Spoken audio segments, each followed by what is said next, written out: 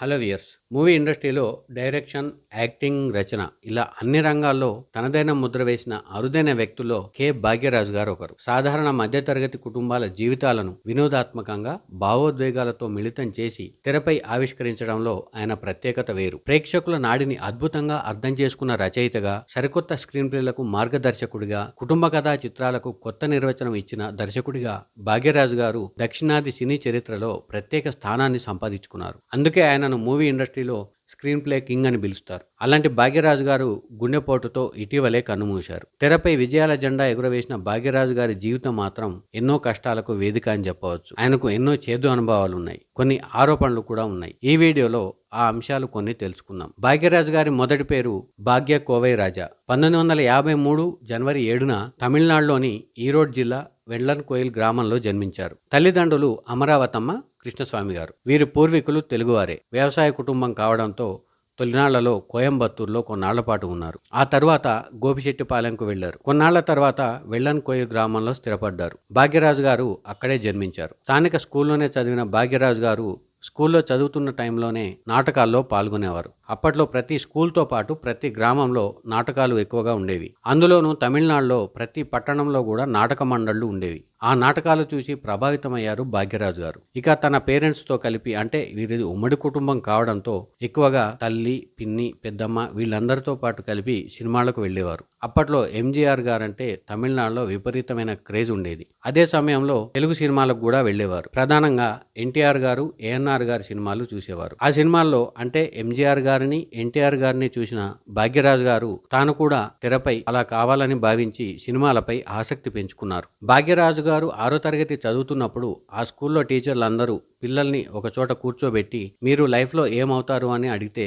కొంతమంది IAS, IPS, డాక్టర్లం అవుతామని చెప్పారట. కానీ భాగ్యరాజు గారు మాత్రం తాను ఎంజీఆర్లా, ఎన్టీఆర్లా అవుతానని చెప్పడంతో తోటి స్టూడెంట్స్ అందరూ కూడా నవ్వారు. అయితే అక్కడున్న టీచర్ స్పందిస్తూ కళల గురించి నిజాయితీగా చెప్పడం కూడా ఒక కళే. భాగ్యరాజు గారిని అందరం ఎంకరేజ్ చేయాలని చెప్పడం కొండంత ధైర్యాన్ని ఇచ్చిందని కూడా చెప్పవచ్చు. అప్పటి నుంచి తాను యాక్టర్ని కావాలని కలలు కంటూ ఉండేవారు భాగ్యరాజు గారు. తాను చూసిన సినిమా స్టోరీలను భిన్నంగా మార్చి తన ఫ్రెండ్స్కి చెప్పేవారు. ఇక నాటకాల్లోనూ తన టాలెంట్ను చూపెట్టారు. తనకంటే చాలా సీనియర్లు నటిస్తున్న నాటకాలను చూసి వారు నాటకాలు వేసేటప్పుడు చేస్తున్న మిస్టేక్స్ని గమనించేవారు. అలాంటి మిస్టేక్స్ తాను చేయకుండా మెరుగుపరుచుకునేవారు. కొన్నాళ్ల తర్వాత స్కూల్ నాటకాలను డైరెక్షన్ చేసే స్థాయికి ఎదిగారు. కాలేజీలోనూ అంటే పీయూసీ చదువుతున్న టైంలోనూ నాటకాలకు ప్రాధాన్యం ఇచ్చారు. అప్పట్లో +2 పూర్తి కాగానే కొన్ని శాఖల్లో సిఫారసుతో ప్రభుత్వ ఉద్యోగాలు ఇచ్చేవారు. తన స్నేహితులు చాలా మంది ఆ ఉద్యోగాల్లోనే స్థిరపడ్డారు. కానీ భాగ్యరాజు గారు మాత్రం పీయూసీలో ఫెయిల్ అయ్యారు. దీంతో ఆ అవకాశం మిస్ అయింది. మరోవైపు పెద్ద కుటుంబం కావడంతో పిల్లలందరూ కూడా సంపాదించాల్సిన బాధ్యత ఉండేది. ఆ ఒత్తిడి కూడా భాగ్యరాజు గారిపై పడింది. అలాగని తాను సినిమాల్లోకి వెళ్తానని ఇంట్లో చెప్తే ఒప్పుకునే పరిస్థితి లేదు. కొన్నాళ్ల తర్వాత తనపై ఒత్తిడి మరింత పెరగడంతో తాను సినిమాల్లోకి వెళ్తానని చెప్పి మద్రాసు ట్రైన్ ఎక్కారు భాగ్యరాజు గారు. అప్పటికే తన ఫ్రెండ్స్ కొంతమంది అక్కడ ఉద్యోగాల్లో చేరారు. మద్రాసులో ఉండేవారు. వారి రూమ్లో చేరిన భాగ్యరాజు గారు సినిమాలో ప్రయత్నాలు మొదలుపెట్టారు. పలు స్టూడియోల చుట్టూ తిరిగారు. కొన్ని స్టూడియోలు అయితే కనీసం సెక్యూరిటీ వారు లోపలికి రానివ్వకపోగా మెడబెట్టి గెంటినంత పని చేసేవారు. మరోవైపు భాగ్యరాజు గారికి తన స్నేహితుల రూమ్లో డబ్బులు ఇవ్వకుండా ఉండటం ఇష్టం ఉండేది కాదు. ఇంకోవైపు డైరెక్టర్లను కలిసే ఛాన్స్ దొరికేది కాదు. దీంతో ఎలాగోలా ఓ సైకిల్ మెకానిక్ దగ్గర పార్ట్ టైం ఉద్యోగిగా చేరారు. కొన్నాళ్ల పాటు రిక్షా నడిపారు. కానీ సినిమాలపై ఇంట్రెస్ట్ని కొనసాగించేవారు. ఇక సైకిల్ షాప్లో పనిచేస్తున్న టైంలో ఆ పక్కనే ఉన్న హోటల్లో వెయిటర్గా ఉద్యోగం వచ్చింది. నైట్ పూట అక్కడే ఉండేవారు. కొన్నాళ్ల తర్వాత మద్రాస్ సర్కస్ కంపెనీలో పనిచేశారు. అలా క్రమేణా కొన్ని పరిచయాలు పెంచుకున్న తర్వాత, చాలా ప్రయత్నాలు చేసిన తర్వాత ప్రొడ్యూసర్ తుయావన్ గారిని కలిసే అవకాశం వచ్చింది. ఆయన దగ్గరికి పలుమార్లు తిరిగి ఎలాగోలా అసిస్టెంట్గా చేరే అవకాశాన్ని దక్కించుకున్నారు. అక్కడ కొన్నాళ్లు పనిచేసిన తర్వాత డైరెక్టర్ రామకృష్ణన్ గారి వద్ద చేరారు. ఆయన తీసిన ఏలై పరక్కాన్ సినిమాలో సహాయకుడిగా చేశారు. భాగ్యరాజు గారు సినిమా ఎంట్రీ ఆ మూవీతోనే మొదలైందని చెప్పవచ్చు. అప్పుడే అక్కడ చాలా మంది డైరెక్టర్లతో పరిచయాలు ఏర్పడ్డాయి. అంటే డైరెక్టర్లు భాగ్యరాజు గారితో డైరెక్ట్ గా మాట్లాడనప్పటికీ ముఖ పరిచయం ఏర్పడిందని చెప్పవచ్చు. ఆ సమయంలోనే భాగ్యరాజు గారికి ఉన్న కళ తనకు ఉపాధిని చూపించిందని కూడా చెప్పవచ్చు. భాగ్యరాజు గారి చేతిరాత బాగుంటుందని డైరెక్టర్ రామకృష్ణన్ గారు తోటి డైరెక్టర్లకు చెప్పడంతో చాలా మంది రైటర్లు తమ స్క్రిప్ట్ని భాగ్యరాజు గారి చేత రాయించుకునేవారు. ఆ క్రమంలోనే డైరెక్టర్ రామనాథన్ గారి ద్వారా భారతీరాజా గారితో పరిచయం ఏర్పడింది. అప్పటికి భారతీరాజా గారు ఒక మూవీ కూడా తీయలేదు. చాలా సినిమాలకు ఆయన పనిచేసినప్పటికీ డైరెక్ట్గా ఒక మూవీ తీయనప్పటికీ ఆయనకు మంచి గుర్తింపు ఉండేది. ఇక భారతీరాజా గారితో పరిచయం అయిన తర్వాత భారతీరాజా గారు సినిమా స్టోరీ రాసుకునే స్టైల్ భాగ్యరాజు గారిని చాలా ఆకట్టుకుంది. దీంతో ఆయనను బాగా అభిమానించేవారు. కొన్నాళ్ల తర్వాత భారతీరాజా గారు 16 వయనిదిలే మూవీ అంటే తెలుగులో 16 వయసు సినిమాను తీశారు. ఆ సమయంలోనే భారతీరాజా గారి వద్ద అసిస్టెంట్ డైరెక్టర్ గా చేరారు భాగ్యరాజు గారు. ఆ మూవీ సమయానికి రజనీకాంత్ గారికి తమిళం పెద్దగా రాదు, చదవటం అసలే రాదు. భారతీరాజా గారు స్టోరీ ఎక్స్ప్లెయిన్ చేసే టైంలో రజనీకాంత్ గారు కొంత ఇబ్బంది పడేవారు. ఆ విషయాన్ని అర్థం చేసుకున్న భాగ్యరాజు గారు రజనీకాంత్ గారికి చాలాసేపు ఆ స్టోరీని ఎక్స్ప్లెయిన్ చేసేవారు. ఏ సీన్ని ఎలా చేయాలని భారతీరాజా గారు అనుకుంటున్నారో రజనీకాంత్ గారికి ఆ విధంగా ఎక్స్ప్లెయిన్ చేసేవారు. తమిళ డైలాగ్స్ కూడా ప్రాక్టీస్ చేయించేవారు భాగ్యరాజు గారు. అలా రజనీకాంత్ గారిని పూర్తిగా ట్రైన్ చేయడం ద్వారా తాను కూడా ఎంతో నేర్చుకున్నారు భాగ్యరాజు గారు. ఆ సినిమా మొత్తం అయ్యాక ఫస్ట్ షాట్ ఏది ఉండాలనే డిస్కషన్ జరుగుతున్న టైంలోనూ ఫ్లాష్ బ్యాక్ తో స్టార్ట్ అయితే బాగుంటుందని భారతీరాజా గారికి చెప్పారట భాగ్యరాజు గారు. తీరా చూస్తే డిస్ట్రిబ్యూటర్లు అభ్యంతరం తెలిపారు. మరోవైపు ఆ మూవీ బడ్జెట్ దాటిపోవడంతో నిర్మాత విపరీతమైన టెన్షన్లో ఉన్నారట. ఈ డిస్కషన్ లేట్ అవుతూ ఉండటం, మరోవైపు ఇతర సినిమాలు విడుదలకు దగ్గర కావడంతో సినిమా వీలైనంత త్వరగా రిలీజ్ చేయాల్సిన అవసరం ఏర్పడింది. దీంతో 2 వెర్షన్లను డెవలప్ చేయించి డిస్ట్రిబ్యూటర్లకు చూపించారట నిర్మాత. చివరికి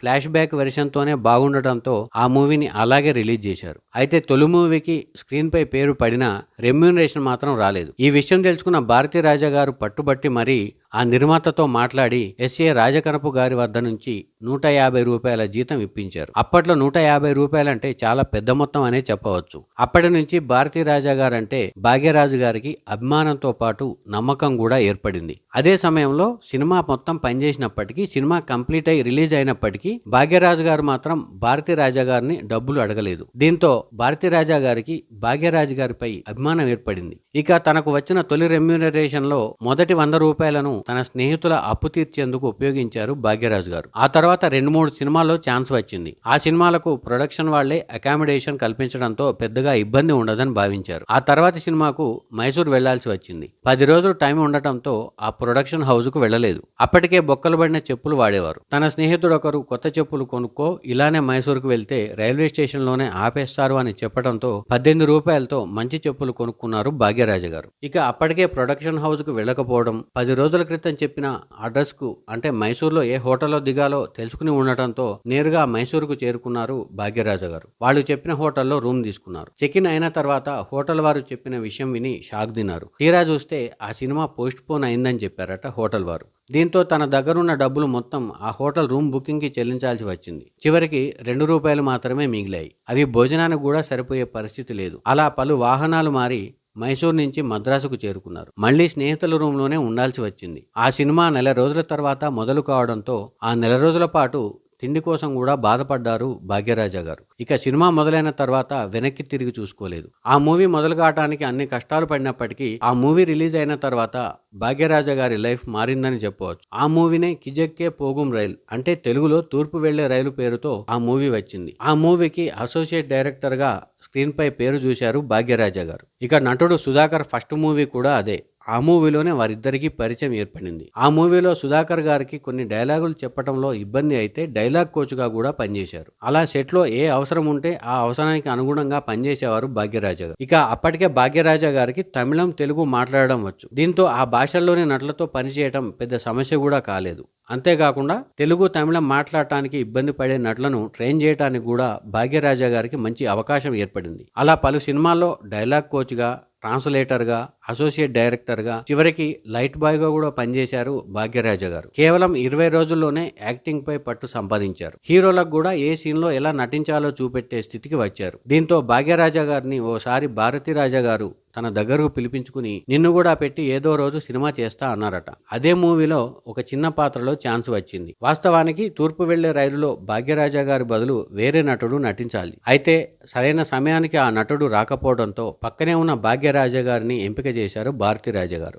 తనకు కావాల్సిన సీన్ భారతీరాజా గారు చెప్పి ఒక్క నిమిషంలో ఆ సీన్ చేయాలని చెప్పారట. ఒక రకంగా చెప్పాలంటే భారతీరాజా గారు భాగ్యరాజు గారికి ఒక పరీక్ష పెట్టారని చెప్పవచ్చు. ఆ పరీక్షలో అద్భుతంగా నెగ్గారు భాగ్యరాజు గారు. అప్పటి చిన్ననాటి నుంచి భాగ్యరాజు గారి టాలెంట్ ని భారతీరాజా గారు నమ్మేవారు. అలా భారతీరాజా గారికి భాగ్యరాజు గారు ప్రియశిష్యుడయ్యారు కూడా. అదే మూవీలో రాధికా వాయిస్ విషయంలో చాలా ఇబ్బందులు వచ్చాయి. చాలా మందితో డబ్బింగ్ చెప్పించారు కూడా. ఎవరి వాయిస్ కూడా సెట్ కాలేదు. చివరికి భాగ్యరాజు గారు భారతీరాజా గారి దగ్గరికి వెళ్లి రాధికా వాయిసే బాగుంది, యాజ్ ఇట్ ఈజ్ గా వాడదాం, ప్రేక్షకులు యాక్సెప్ట్ చేస్తారు అని చెప్పారట. చివరికి ఆ వాయిస్ బాగానే సెట్ అయింది. అంతకుముందే 16 ఏళ్ల వయసు సినిమాలో భాగ్యరాజు గారు చేసిన ఓ పొరపాటు ఈ సినిమాకు ప్లస్ పాయింట్ అయింది. ఈ మూవీకి ముందు రాధికా గారు లండన్ నుంచి వచ్చారు. రాధికా గారికి సెట్ అయ్యే హాఫ్ శారీసు అక్కడ లేవు. కానీ అంతకుముందు 16 ఏళ్ల వయసు సినిమాలో శ్రీదేవి కోసం ప్రత్యేకంగా కొన్ని హాఫ్ శారీస్ రూపొందించారు భారతీరాజా గారు. ఆ మూవీ షూటింగ్ అయిపోగానే వాటిని తిరిగి ఇచ్చేయాలని కాస్ట్యూమ్ సప్లయర్ కి అప్పజెప్పాలని ఆ బాధ్యతను భాగ్యరాజు గారికి అప్పజెప్పారట భారతీరాజా గారు. కానీ పని ఒత్తిడిలో పడి ఆ విషయాన్ని మర్చిపోయిన భాగ్యరాజా గారు ఆ మూవీ సెట్ లోనే, అంటే ఆ ప్రొడక్షన్ హౌస్ లోనే ఆ హాఫ్ శారీస్ ని ఉంచారు. ఇక తూర్పు వెళ్లే రైలు సినిమాలో నటీమణులకు హాఫ్ శారీస్ అందుబాటులో లేకపోవడంతో 16 ఏళ్ల వయసు సినిమాలో వాడిన హాఫ్ శారీస్ ని తెప్పించారట భాగ్యరాజా గారు. ఈ విషయాన్ని భారతీరాజా గారు గమనించి, ఒక్కోసారి మనం చేసిన పొరపాటు ఆ తర్వాత మనకి ఎంతగా ఉపయోగపడుతుందో ఈ హాఫ్ శారీస్ విషయమే అర్థమవుతుంది అని చెప్పారట. అలా మొత్తం మీద 2 సినిమాలకే మంచి పేరు తెచ్చుకున్నారు భాగ్యరాజా గారు. కొన్నాళ్ల తర్వాత తనకు తానే సొంతంగా స్టోరీలు రాసుకున్నారు. అయితే అవి భారతీరాజా గారి స్టైల్లో ఉండటంతో ఇద్దరం ఒకటే స్టైల్లో సినిమా తీస్తే బాగుండదని చెప్పి ఆ స్టోరీలో కొన్ని మార్పులు చేశారు. అప్పుడే మధ్యతరగతి భావోద్వేగాలను, మధ్యతరగతి కుటుంబాల సన్నివేశాలను యాడ్ చేశారు. అదే ఎర్ర గులాబీలు సినిమాలో కూడా కనిపిస్తుంది. ఈ మూవీలో తొలుత శివకుమార్ను ఎంపిక చేశారు. కథను విన్న శివకుమార్ గారు ఆ పాత్ర తనకు సెట్ కాదని చెప్పడంతో కమల్ హాసన్ ను ఎంపిక చేశారు. ఆ మూవీలో ఓ పాత్రకు కూడా భాగ్యరాజు గారు చేశారు. ఇక తమిళంలో పుదియ పర్పగల్ మూవీతో డైరెక్టర్ గా మారారు భాగ్యరాజా గారు. తమిళంలో ఆ మూవీ సూపర్ హిట్ అయింది. తెలుగులో కొత్త జీవులు పేరుతో వచ్చింది. అయితే తెలుగులో పెద్దగా ఆకట్టుకోలేకపోయినా భాగ్యరాజు గారి రచనకు, టేకింగ్ కు మంచి గుర్తింపు వచ్చింది. అప్పుడే మరో సమస్య కూడా వచ్చింది. నిర్మాత రాజకనకవుకి భారతీరాజా గారికి, ఇళయరాజా గారికి ఓ మూవీ విషయంలో వివాదం తలెత్తింది. దీంతో భాగ్యరాజా గారు డైరెక్టర్ గా బాలగురును, మ్యూజిక్ డైరెక్టర్ గా శంకర్ గణేష్ లను ఎంచుకున్నారు. అప్పట్లో అది కూడా సంచలనమే. ఒక్కసారి తాను స్టోరీని రాసుకుంటే ఎవరి కోసమో రాజీ పడేది లేదని, ఎలాంటి వారినైనా పెట్టి సినిమా తీస్తానని ఇండస్ట్రీలో టాక్ వచ్చేలా చేశారు భాగ్యరాజా గారు. ఆ మూవీని నిర్మించడంతో పాటు ఆ మూవీలోనూ నటించారు. టిక్ టిక్ టిక్ సినిమా మూవీకి కూడా రచయితగా పనిచేశారు.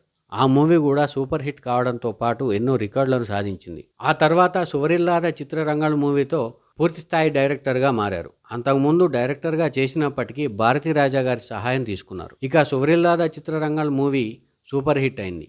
ఆ మూవీలో సుధాకర్, సుమతి జంటగా నటించారు. ఆ మూవీలోనే మరో ప్రధాన పాత్రకు స్టార్ హీరోను ఎంపిక చేసిన 2 రోజుల తర్వాత ఆ స్టార్ హీరో రాలేదు. అంతేకాకుండా అతను సరిగ్గా సమాధానం కూడా చెప్పలేదు. దీంతో కోపం వచ్చిన భాగ్యరాజా గారు ఆ స్టార్ హీరో పాత్రలోనే తాను నటించారు. ఆ తర్వాత ఒరుకై ఓసై మూవీని డైరెక్ట్ చేశారు. ఆ మూవీ తెలుగులో ప్రణయ గీతం పేరుతో వచ్చింది. ఈ మూవీ మిశ్రమ ఫలితాలు సాధించింది. ఇక ఇంద్రుపోలై నాలై మూవీని తెలుగులో కొక్రోకో పేరుతో తీశారు. ఆ తర్వాత మౌన గీతాలు మూవీని రాఘవేంద్రరావు గారు తీశారు. మరో మూవీని సత్యభామ పేరుతో రూపొందించారు. ఇక తమిళంలో భాగ్యరాజా గారు తీసిన ఓ మూవీని తాతినేని రామారావు గారు బాలీవుడ్లో నిర్మించారు. అదే హిందీలో జితేంద్ర, రేఖ నటించిన ఏక్ హీ బల్ మూవీ. ఆ మూవీ భారీ విజయాన్ని అందుకుంది. ఆ తర్వాత భారతీరాజా గారి డైరెక్షన్లో భాగ్యరాజా గారు పుదియ వార్పుగల్ మూవీతో హీరోగా పరిచయం అయ్యారు. అదే మూవీకి స్క్రిప్ట్ రైటర్గా పనిచేశారు. ఆ మూవీలో నటించడంతో పాటు స్క్రిప్ట్ రైటర్గా పనిచేసిన భాగ్యరాజా గారు స్టేట్ ఫిలిం అవార్డు అందుకున్నారు కూడా. ఆ తర్వాత ఇంకా తనకు తిరుగులేదని నిరూపించుకున్నారు. సొంత బ్యానర్ను ఏర్పాటు చేసి తనకంటూ ప్రత్యేక శైలి ఉండేలా చూసుకునేవారు. కొత్త డైరెక్టర్లను ప్రోత్సహించడంతో పాటు కొత్త స్టోరీలను రాసి సిద్ధం చేసేవారు.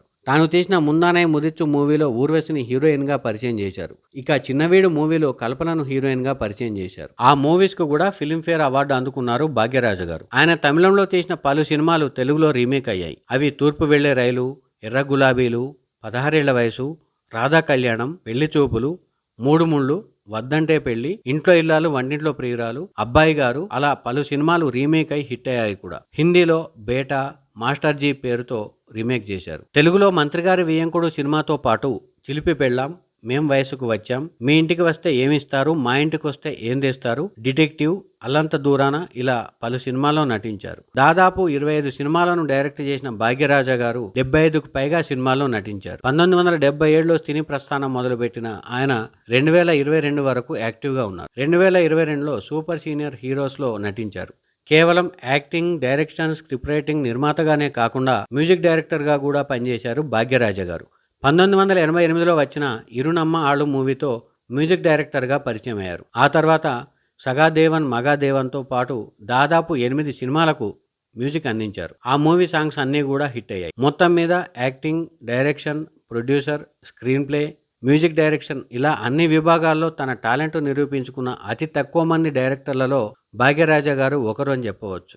ఇక భాగ్యరాజు గారి వైవాహిక జీవితం విషయానికి వస్తే నటి ప్రవీణను 1981లో వివాహం చేసుకున్నారు. నటి ప్రవీణ తెలుగు రాష్ట్రాలకు చెందిన వ్యక్తి. వీరిది గుంటూరు జిల్లా అని చెప్తారు. ఈమె పలు తెలుగు సినిమాల్లో చేశారు. భాగ్యరాజా గారిది హీరోయిన్ ప్రవీణ గారిది ప్రేమ వివాహం. భాగ్యరాజా గారు ఓ సినిమా పని మీద నిర్మాత తుయావన్ ఆఫీస్కి వెళ్ళినప్పుడు అక్కడ ప్రవీణ గారు ఉన్నారు. ఆమె పలు సినిమాల్లో తెలుగు హీరోయిన్ గా చేసినప్పటికీ భాగ్యరాజా గారితో పరిచయం లేదు. తమిళంలో అప్పటికే కమల్ హాసన్ గారితో ఓ సినిమాలో నటించారు. తెలుగులో చంద్రమోహన్ గారు, మాధవి గారితో కలిసి సూర్యచంద్రు సినిమాలో నటించారు. అప్పటికి పలు సినిమాల్లో నటించిన ప్రవీణ గారికి తమిళం మాట్లాడటం పూర్తిగా వచ్చేది కాదు. అంటే సినిమాలో డైలాగ్స్ చెప్తున్నప్పటికీ వాడుక భాషలో కొన్ని మిస్టేక్స్ చేసేవారు. అక్కడ తుయావన్ గారు ప్రవీణ గారికి తమిళం నేర్పాలని ఆ బాధ్యతను భాగ్యరాజా గారికి అప్పగించారు. అక్కడే వీరిద్దరికీ పరిచయం ఏర్పడింది. ఆ తర్వాత వీరిద్దరూ కలిసి భామ సత్యభామ సినిమాలో కలిసి పనిచేశారు.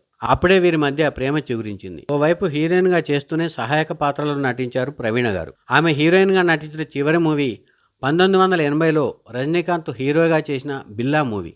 ఇక భాగ్యరాజా గారితో వివాహమైన తర్వాత ప్రవీణ గారు పెండింగ్లో ఉన్న సినిమాలను పూర్తి చేసి సినిమాలకు దూరమయ్యారు. ఫ్యామిలీ లైఫ్కే ప్రాధాన్యం ఇచ్చారు. వీరికి భాగ్యను శాంతరాజ్ అనే అబ్బాయి జన్మించాడు. ఆ తర్వాత కొన్నాళ్లకు ఆమెకు జాండీస్ ముదిరింది. వాస్తవానికి ఆమె గర్భం దాల్చేటప్పటికే జాండీస్ ఉందనే విషయాన్ని గుర్తించలేకపోవడంతో ఆమె అనారోగ్యానికి గురైంది. ఆసుపత్రిలో చేర్చిన చివరకు 1983లో ఆమె కన్నుమూశారు. తమిళనాట ఈ వార్త సంచలనంగా మారింది. ఎంజీఆర్ గారు ఆసుపత్రి నుంచి బయటకు వచ్చి ఎమోషనల్ అయిన సీన్ అప్పట్లో అందరినీ కలిచివేసింది కూడా. ఆ రోజు తమిళ సినిమాలన్నీ కూడా షూటింగ్ నిలిపివేశాయి. టి రాజేందర్ గారితో పాటు పలువురు దిగ్గజ నటులు, పలువురు డైరెక్టర్లు కూడా తమ పర్యటనలను వాయిదా వేసుకున్నారు. ఆ రోజు థియేటర్లన్నీ కూడా మధ్యాహ్నం వరకు తమ మూవీ ప్రదర్శనను నిలిపివేసి ప్రవీణ గారి మృతికి సంతాపాన్ని తెలియజేశాయి. మరణించే నాటికి ప్రవీణ గారి వయసు కేవలం 27 ఏళ్లు మాత్రమే. అయితే ఆ సమయంలో కొన్ని ఆరోపణలు, కొన్ని ప్రచారాలు కూడా జరిగాయి. అవి భాగ్యరాజు గారి వైవాహిక జీవితానికి సంబంధించినవి. కొంతమంది భాగ్యరాజు గారే కారణమని కూడా వ్యాఖ్యానించారు. ఈ అంశంపై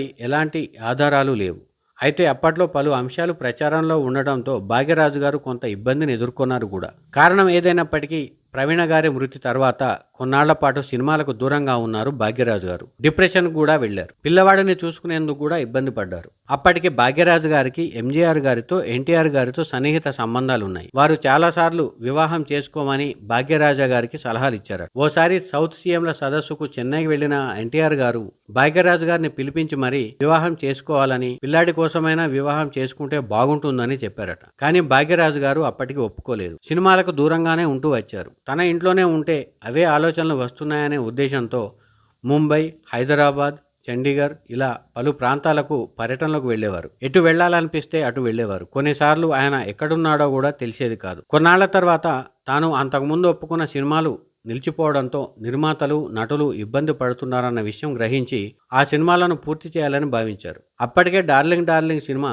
కొంత షూటింగ్ పూర్తయింది. ఆ సినిమాకు సంబంధించి ప్రధాన నటీనటుల సీన్లను తప్ప ఇతరత్రా సీన్లను పూర్తి చేశారు. ఇక ఆ సినిమాను పూర్తి చేయాలనే లక్ష్యంతో మళ్ళీ ఇండస్ట్రీకి రీఎంట్రీ ఇచ్చారు భాగ్యరాజా గారు. ఆ సినిమాలో పూర్ణిమ జయరామ్ను హీరోయిన్గా ఎంపిక చేశారు నిర్మాత. అప్పుడే వారికి పరిచయం ఏర్పడిందని చెప్తారు. అప్పటికి పూర్ణిమ గారు ముంబైలో ఉండేవారు. వీరి పూర్వీకులు కూడా గుంటూరు జిల్లాకు చెందినవారే. ఓ సినిమా పని మీద భాగ్యరాజు గారు ముంబైకి వెళ్లారు. మరుసటి రోజు దీపావళి కావటం, భాగ్యరాజు గారు ముంబైలోనే ఉన్నారని పూర్ణిమ గారికి తెలియడంతో తన పిఆర్ఓ ద్వారా భాగ్యరాజు గారిని భోజనానికి ఆహ్వానించారు. పూర్ణిమ గారి ఇంటికి వెళ్లిన భాగ్యరాజు గారు పూర్ణిమ గారి కుటుంబ పద్ధతులు, పూర్ణిమ గారి పేరెంట్స్ ఆప్యాయత బాగా నచ్చింది. తాను పూర్ణిమ గారిని పెళ్లి చేసుకుంటే ఆ ఆప్యాయత తనకు దొరుకుతుందని, తన అదృష్టం బాగుంటుందని చెప్పి తనను పెళ్లి చేసుకోవాలని అనుకున్నారట. అయితే ఆ విషయం పూర్ణిమ గారికి చెప్తే ఎలా రియాక్ట్ అవుతుందోనన్న భయంతో చెప్పలేదు. మరుసటి రోజే పూర్ణిమ గారు ఓ సినిమా పని కోసం ప్యారిస్ కు వెళ్లాల్సి ఉంది. ఎయిర్పోర్ట్ లో కలిసి తనకు ఆ విషయం చెబుదామని, ఒకవేళ కోపం ఉంటే పూర్ణిమ గారు ప్యారిస్ నుంచి తిరిగి వచ్చేటప్పటికి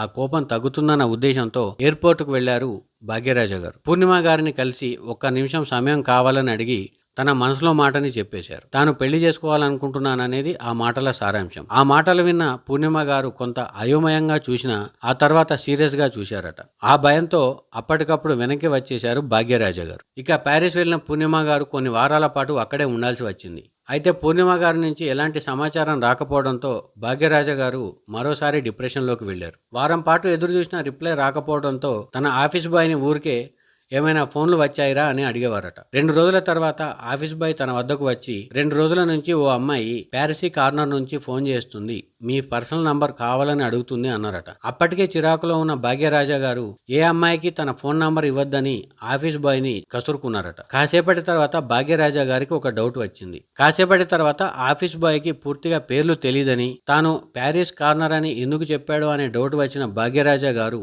ఆఫీస్ బాయ్ని పిలిపించి, ఒరేయ్ నా ఫోన్ నంబర్ అడిగిన అమ్మాయి ఎక్కడి నుంచి ఫోన్ చేశానని చెప్పిందిరా అని అడిగారట. అప్పుడు కూడా ఆ ఆఫీస్ బాయ్ ప్యారిసీ కార్నర్ అండి అని చెప్పారట. అప్పుడు గాని భాగ్యరాజా గారికి అసలు విషయం అర్థం కాలేదు. ఒరేయ్ అది ప్యారిసీ కార్నరో ఫార్సీ కార్నరో కాదురా, ప్యారిస్ అని చెప్పారట. ఇక వెంటనే పూర్ణిమ గారి పిఆర్ఓకి సంప్రదించి తన ఫోన్ నంబర్ను మరోసారి ఇచ్చారట భాగ్యరాజా గారు. అంతేకాకుండా పూర్ణిమ గారు ఉంటున్న హోటల్ నంబర్ కనుక్కుని ఆ హోటల్ రిసెప్షన్ కి తన మెసేజ్ చెప్పారట. అప్పటికి ఆ మూవీ షూటింగ్ అయిపోవచ్చింది. 2 రోజుల తర్వాత పూర్ణిమ గారు ఇండియాకు వచ్చేశారు. అప్పటికి కూడా పూర్ణిమ గారు తన మనసులో ఏముందో అనే విషయాన్ని భాగ్యరాజా గారికి కన్వే చేయలేదు. కానీ అప్పటికే మీడియాకు ఆ విషయం లీక్ అయింది. ఎయిర్పోర్టుకు వెళ్లిన భాగ్యరాజు గారిని చూసిన పూర్ణిమ గారు స్మైల్ ఇవ్వడంతో వీరి వివాహం ఖరారైంది. అలా 1984 ఫిబ్రవరి 7న భాగ్యరాజా గారు పూర్ణిమల వివాహం జరిగింది. వీరికి ఒక కుమార్తె, పేరు శరణ్య భాగ్యరాజు. ఈమె కూడా కొన్ని సినిమాల్లో నటించిన ప్రస్తుతం ఇండస్ట్రీకి దూరంగా ఉన్నారు. ఇక భాగ్యరాజా గారి కుమారుడు శంతను భాగ్యరాజు సినిమా రంగంలోనే ఉన్నారు. అయితే భాగ్యరాజు గారికి పూర్ణిమ గారికి ముందే పరిచయం ఉందని కూడా అప్పట్లో ప్రచారం జరిగింది. ప్రవీణ గారి బర్త్డే, పూర్ణిమ గారి బర్త్డే ఒకటే రోజని, ప్రవీణ గారు పూర్ణిమ గారు కూడా ఫ్రెండ్స్ అనే విషయం కూడా ప్రచారంలో ఉంది. ఆ ప్రచారాన్ని గతంలో ఇచ్చిన ఓ ఇంటర్వ్యూలో ఖండించారు భాగ్యరాజు గారు. తనకు మొదటి భార్య ప్రవీణ చనిపోయిన తర్వాతే పూర్ణిమ గారు పరిచయం అయ్యారని ఆ ఇంటర్వ్యూలో చెప్పారు. ఇక మరికొన్ని విషయాలకు వస్తే భాగ్యరాజా గారు తీసిన కొన్ని సినిమాలు అటర్ ఫ్లాప్లు కూడా ఉన్నాయి. 1990ల వరకు భాగ్యరాజా గారి కెరీర్ బాగా సాగినప్పటికీ 1990ల తర్వాత ఆయన డైరెక్షన్ చేసిన పలు సినిమాలు ఫెయిల్ అయ్యాయి. దీంతో సినిమాలను క్రమంగా తగ్గించారు. మధ్యలో కొన్ని టీవీ సీరియళ్లను కూడా రచించారు. ఇక గతంలో భాగ్య అనే వీక్లీ మ్యాగజైన్ కూడా నిర్వహించారు. నవలలు కూడా రాశారు. భాగ్యరాజా గారు ఎంజీఆర్ గారి అభిమాని, ఎన్టీఆర్ గారి అభిమాని కూడా. దీంతో ఎంజీఆర్ గారి ఫాలోవర్గా ఉండేవారు. ఎంజీఆర్ గారి ఫ్యాన్స్ అసోసియేషన్ కూడా ఏర్పాటు చేశారు. ఆయన పార్టీకి మద్దతుగా ఇచ్చేవారు. ఆయనకు మద్దతుగా ఉండేవారు. అయితే ఎంజీఆర్ గారు చనిపోయిన తర్వాత 1989లో ఎంజీఆర్ మక్కల్ మున్నేట్ర కళగం పేరుతో పార్టీని పెట్టారు భాగ్యరాజా గారు. 1991లో తమిళనాడులో జరిగిన కొన్ని స్థానిక సంస్థల ఎన్నికల్లో ఆ పార్టీ పోటీ చేసింది. అంతేకాకుండా కేరళ శాసనసభ ఎన్నికల్లోనూ ఆ పార్టీ పోటీ చేసింది. ఈ ఎన్నికల్లో ఒక్క సీటును కూడా గెలవలేకపోయింది. దీంతో అదే సంవత్సరం పార్టీని రద్దు చేసి అన్నా డీఎంకేలో చేరారు భాగ్యరాజా గారు. 2006 వరకు ఆ పార్టీలో కొనసాగిన ఆ తర్వాత కొన్ని కారణాలతో బయటకు వచ్చి డీఎంకేలో చేరారు. ఆ తర్వాత రాజకీయాల నుంచి పూర్తిగా వైదొలిగారు. ఒక రాజకీయ పరిశీలకుడుగా మాత్రమే కొన్నాళ్ల పాటు సేవలు అందించారు. ఆ తర్వాత ఆ రివ్యూస్ను కూడా తగ్గించేసి సినిమాలకు పరిమితమయ్యారు. ఇక భాగ్యరాజా గారిని యూనివర్సిటీ అని ఎందుకు పిలుస్తారంటే భారతీ రాజా గారి ప్రియశిష్యుడిగా తాను ఎదగటమే కాకుండా తనలాంటి శిష్యులను కూడా తయారు చేశారు భాగ్యరాజా గారు. పార్థిబన్, పాండ్యరాజన్, ఆర్ సుందర్రాజన్, వి శేఖర్ ఇలా ఎంతో మందిని మంచి నటులుగా తయారు చేశారు భాగ్యరాజు గారు. మొత్తం మీద రాజకీయాల్లో విఫలమైనప్పటికీ వెండితెరపై మాత్రం సూపర్ హిట్ అయ్యారు భాగ్యరాజు గారు. ఆయనకు 73 ఏళ్ల వయసులో గుండెపోటు కారణంగా జూన్ 17న కన్నుమూశారు. ఆయన భౌతికంగా లేకపోయినా ఆయన చిత్రసీమకు అందించిన ఆణిముత్యాల రూపంలో శాశ్వతంగా ప్రేక్షకుల మధ్యలో నిలిచిపోతారు. ఆయన ఆత్మకు శాంతి కలగాలని కోరుకుందాం. ఇవి భాగ్యరాజు గారికి సంబంధించిన అంశాలు.